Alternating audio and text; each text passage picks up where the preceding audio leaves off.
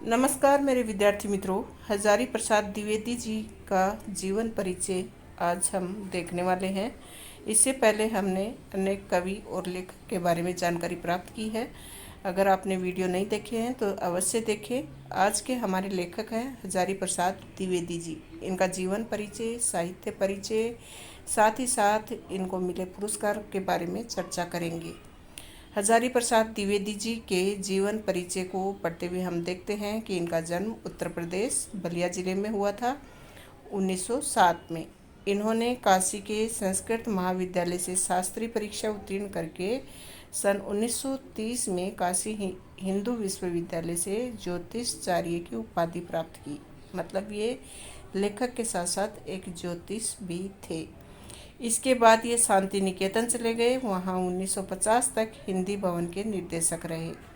तदनंतर ये काशी हिंदू विश्वविद्यालय हिंदी विभाग के अध्यक्ष रहे और 1960 में पंजाब विश्वविद्यालय चंडीगढ़ में इन्होंने हिंदी विभाग अध्यक्ष का पद ग्रहण किया। इनकी आलोक पर्व पुस्तक पर साहित्य अकादमी द्वारा इन्हें पुरस्कृत किया गया। संस्कृत लखनऊ विश्वविद्यालय ने इन्हें डी लिट की मानद उपाधि प्रदान की और भारत सरकार ने इन्हें पद्म भूषण से अलंकृत किया। द्विवेदी जी संस्कृत, प्राकृत, बांग्ला आदि भाषाओं के ज्ञाता थे। दर्शन, संस्कृति, धर्म आदि विषयों में इनकी विशेष रुचि थी। इनकी रचनाओं में भारतीय संस्कृति की गहरी पैठ और विषय वैविध्य के दर्शन होते हैं।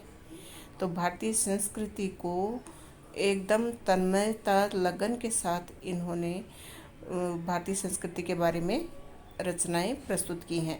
ये परंपरा के साथ आधुनिक प्रगतिशील मूल्यों के समन्वय में विश्वास करते थे। इनकी मृत्यु 1979 में हुई थी और इनकी प्रमुख जो रचनाएं हैं वो निबंध, फिर आलोक पर्व, उपन्यास और आलोचना। तो निबंध में अशोक के फूल, कल्पलता, विचार और वितर्क, कुटज, विचार, प्रवाह, और ये जो है और ये भी निबंध है आलोक पर्व, प्राचीन भारत के कलात्मक विनोद। उपन्यास में बाणभट्ट की आत्मकथा, चारू चंद्रलेख, पुनरुआ, अनामदास का पोथा, ये उपन्यास हैं। आलोचना में साहित्य इतिहास, सूर साहित्य, कबीर, मध्यकालीन बौद्ध का स्वरूप, नाथ संप्रदाय, कालिदास की लालित्य योजना, हिंदी साहित्य का आदिकाल, हिंदी साहित्य की भूमिका, हिंदी साहित्य उद्भव और विकास। और इन्होंने जो ग्रंथ लिखे वो लिखे संदेश राशक, पृथ्वीराज रासो, नाथ सिद्धों की बानियाँ। संपादन किया विश्व भारती पत्रिका शांति निकेतन का। इनकी साहित्यिक जो विशेषताएं हैं वो भारतवर्ष के सांस्कृतिक इतिहास को दर्शाती हैं। ये ज्ञान को बोध और पांडित्य की सहृदयता में ढालकर एक ऐसा रचना संसार हमारे सामने उपस्थित करते हैं जो विचार की तेजस्विता, कथन के लालित्य और बंध की शास्त्रीयता का संगम है। इस प्रकार इनमें एक साथ कबीरदास भी है, रविंद्रनाथ भी है और तुलसीदास भी है। इसके बाद उससे जो प्राण धारा उठती है वह लोकधर्मी रोमांटिक धारा है। इनके उच्च कर्तृत्व को सहज गाह्य बनाए रखती है। इनकी सांस्कृतिक दृष्टि जबरदस्त है।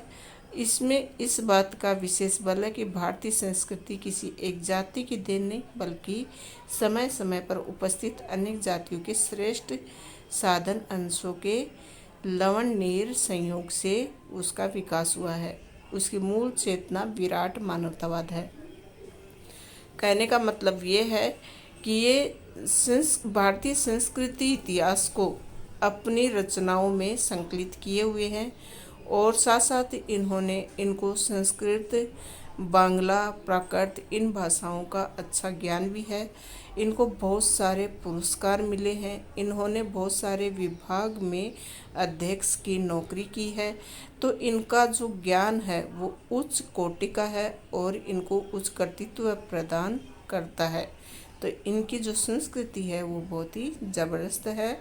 इनकी जो भाषा शैली है वह तत्सम प्रधान है। तत्सम प्रधान क्यों है?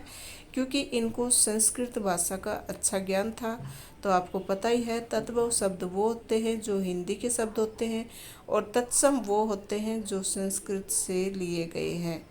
तो संस्कृत के जो शब्द होते हैं वो तत्सम शब्द कहलाते हैं और इनकी रचनाओं में चाहे वो उपन्यास हो चाहे वो निबंध हो, उनमें संस्कृत शब्दों की बहुलता दिखाई देती है। इसके लिए लेखक की जो भाषा है वह तत्सम प्रधान है। इनकी रचनाओं में पांडित्य प्रदर्शन की अपेक्षा सहजता व सरलता है।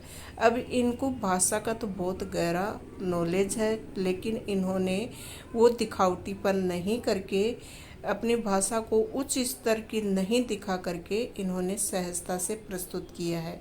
तत्सम शब्दावली के साथ इन्होंने तद्भव शब्द भी लिए, देशज भी और उर्दू, फारसी आदि भाषाओं का भी प्रयोग किया। इन्होंने अपने निबंधों में विचारात्मक, भावनात्मक और व्यंग्यात्मक शैलियों को अपनाया, क्योंकि ये एक अच्छे आलोचक भी थे। तो कबीर के बारे में, तुलसीदास के बारे में इन्होंने आलोचनात्मक निबंध भी लिखे हैं। तो आज का वीडियो कैसा लगा और हजारी प्रसाद द्विवेदी जी की जानकारी आपको कैसी लगी? अगर वीडियो अच्छा लगा हो तो लाइक कीजिएगा, शेयर भी कीजिएगा और चैनल को सब्सक्राइब भी करिए।